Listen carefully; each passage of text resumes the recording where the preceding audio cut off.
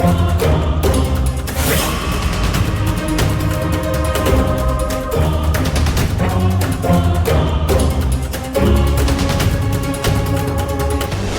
బ్యాగ్లో ఏముంది sir? Bills files ఉన్నాయి.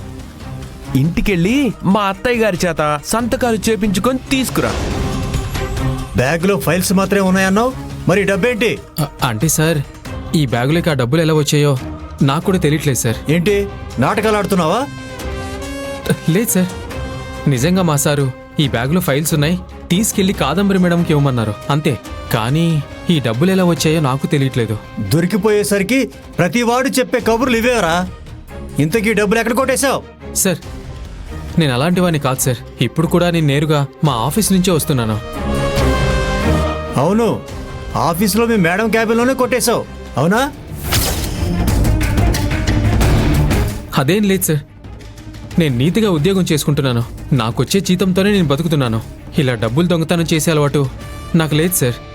దొంగతనం చేసినోడు ఎవడు మాత్రం నిజం చెప్తాడు? నిన్ను మీ సార్ బిల్ బ్యాగ్ తీసుకెళ్ళమంటే నువ్వు మీ మేడం క్యాష్ బ్యాగ్ మీద కన్నేసావు, కొట్టేశావు. ఇప్పుడు అబద్ధాలు చెప్తున్నావు. పద స్టేషన్కి. సార్, కొంచెం మర్యాదగా మాట్లాడండి. ఓ, 10 లక్షలు నీ ఆఫీసులో కొట్టేసి ఇప్పుడు మళ్ళీ మర్యాద కావాలా? మర్యాద కావాలంటే మా మేడం కాదంబరి గారికి ఫోన్ చేసి కనుక్కోండి. నేను ఎలాంటి వాడినో ఆవిడే చెప్తుంది. అసలు నువ్వు డబ్బులు కొట్టేశావని నీ మీద కంప్లైంట్ ఇచ్చింది మీ మేడం కాదంబరి. మా మేడం నా మీద కంప్లైంట్ ఇవ్వడం ఏంటి సార్? మరి లేకపోతే ఇక్కడ ఎవరి కోసం వెయిట్ చేస్తున్నావు అనుకుంటున్నావు? పని పాట లేకుండా ఎదురు చూస్తున్నావు అనుకుంటున్నావా? నువ్వు ఆఫీసులో డబ్బు కొట్టేశావని మీ మేడం కంప్లైంట్ ఇచ్చారు కాబట్టి నీ కోసం ఇక్కడ ఎదురు చూస్తున్నావు. పద స్టేషన్కి వెళ్దాం. సార్, నేను నిజం చెప్తున్నాను సార్. ఈ డబ్బుకి నాకు ఎలాంటి సంబంధం లేదు. ఇదంతా నువ్వు పోలీస్ స్టేషన్లో చెప్పు. పద, ముందు జీపెక్కు. పద. పాపం అత్తయ్య గారు వేసిన ప్లాన్కి ఈ అశోక్ గడు బలైపోయాడన్నమాట. పద, ముందు జీపెక్కు. సార్ కానిస్టేబుల్, సార్, ఆ బైక్ సార్, తీసుకురా. చెప్పేది వినండి sir. Sir please sir. Yes.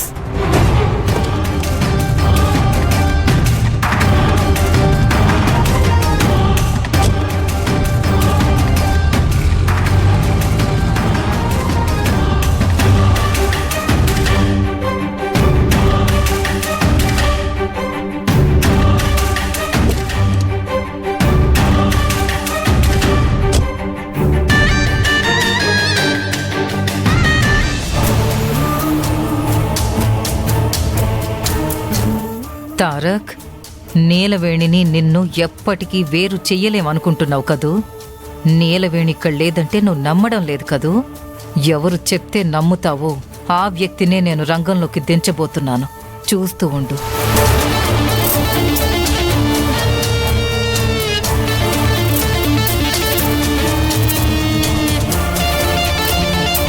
అమ్మా,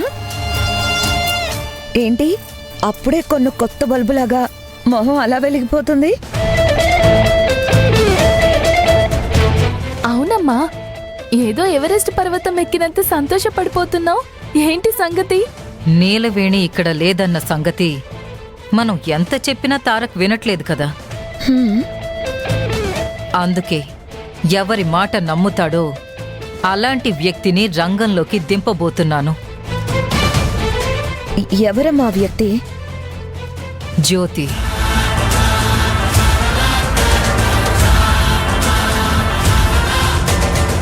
భలే దానివమ్మా, నువ్వేదో గొప్ప ప్లాన్ వేసావనుకుంటే ఇలాంటి చెత్త ప్లాన్ వేసావేంటి? ఏంటి అలా అంటావు? మరి లేకపోతే ఏంటమ్మా, మనకు కావాల్సింది జరిపించుకోవాలంటే మన పార్టీ వ్యక్తిని ఎంచుకోవాలి. అంతేకాని ఆ నీలవేణి పార్టీ మనిషిని ఎంచుకుంటే ఎలా? ఆ జ్యోతి నీలవేణి మనిషి అయ్యుండొచ్చు, కాని నేను చెప్పమన్నట్టే చెప్తుంది. ఆ నీలవేణి తారక్ని వదిలేసి వెళ్ళిపోయిందని అబద్ధం చెప్తుంది. నీలవేణికి అపకారం జరుగుతుందంటే ఆ జ్యోతి ఖచ్చితంగా అబద్ధం చెప్పదు. అబద్ధం చెప్తుందని ఇప్పుడే మీకు నిరూపిస్తానుండండి.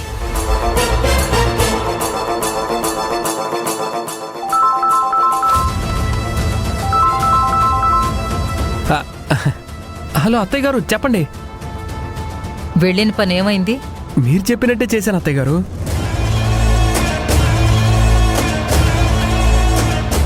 అశోక్ని పోలీసులు అరెస్ట్ చేసుకొని తీసుకెళ్ళిపోయారు. ఇంతకీ మీ ప్లాన్ అశోక్ని అరెస్ట్ చేయించడమేనా? అవును, ఎగ్జాక్ట్లీ. అశోక్ని పోలీసులు అరెస్ట్ చేసి తీసుకువెళ్ళాలి. నేను అనుకున్నట్టే జరిగింది. అత్తయ్య గారు, నేను వచ్చిన పని అయిపోయింది కదా, అయితే నేను ఇంటికి వచ్చేస్తా. వద్దు, నువ్వు నేరుగా పోలీస్ స్టేషన్కి వెళ్ళు. ఎందుకు?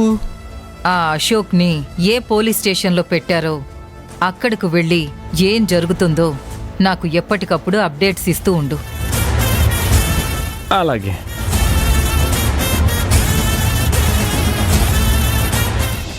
చక్కగా ఇంట్లో కూర్చొని ఏ పల్లీలో బఠానీలో తింటూ కాలక్షేపం చేసేవాడిని. అనవసరంగా కొత్తగా నాకు ఇలాంటి పనులన్నీ చెప్తోంది మా అత్తయ్య గారు. ఏంటో.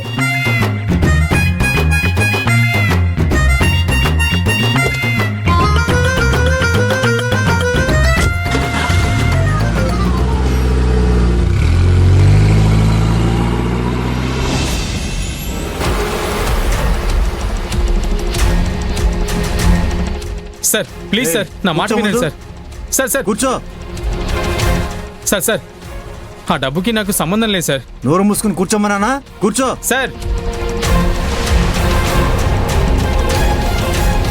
సార్ నా మాట వినండి సార్, నన్ను వదిలేయండి సార్. ఆ డబ్బుకి నాకు సంబంధం లేదు సార్. అమ్మా, అశోక్ని అరెస్ట్ చేయించడం ఏంటి? అవును, ఆఫీస్లో 10 లక్షల రూపాయలు దొంగతనం చేశాడని కంప్లైంట్ ఇచ్చి మరీ అరెస్ట్ చేయించాను. అది మాకు అర్థమవుతుంది. ఇంతకీ అశోక్ని ఎందుకు అరెస్ట్ చేయించినట్టు? పిచ్చి మొద్దులారా, నా ప్లాన్ ఇంకా మీకు అర్థం కాలేదన్నమాట. చెప్తాను వినండి. ఇప్పుడు వాళ్ళ ఆయన్ని విడిపించమని జ్యోతి లబ్బోదిబ్బోమంటూ వచ్చి నా కాళ్ల మీద పడుతుంది. అప్పుడు నేనేం చెప్తాను? మీ ఆయన్ని విడిపించాలి అంటే నీలవేణి ఇల్లు వదిలి వెళ్ళిపోయింది అని తారక్కి ఒక అబద్ధం చెప్పు అని ఒక కండిషన్ పెడతాను. అప్పుడు కూడా జ్యోతి అబద్ధం చెప్పదంటారా? అమ్మా, నీ బుర్రే బుర్రమ్మా. అసలు నీకు ఇన్ని తెలివితేటలు ఎక్కడి నుంచి వచ్చాయో నాకు అర్థం కావట్లేదు. చూసావా అక్క, మనం చేసే చిన్న చిన్న కుట్రలకే మనం తెగ పొంగిపోతూ ఉంటాం. అమ్మ చూసావా ఎంత మాస్టర్ ప్లాన్ వేసిందో?